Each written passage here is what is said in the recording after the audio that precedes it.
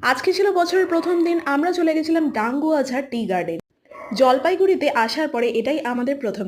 সকাল সকাল ব্রেকফাস্ট সেরে চলে গেছিলাম টি গার্ডেনে আমাদের স্কুটি নিয়ে।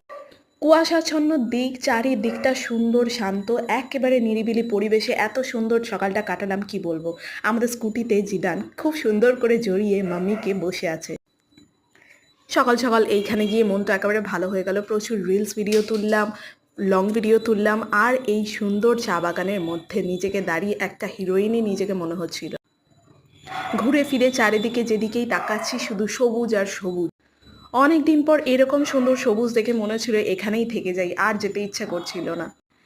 এই সময় জিদান ঘুমাচ্ছিল আর আমি সেই ফাঁকে কতগুলো ভিডিও নিয়ে নিয়েছি।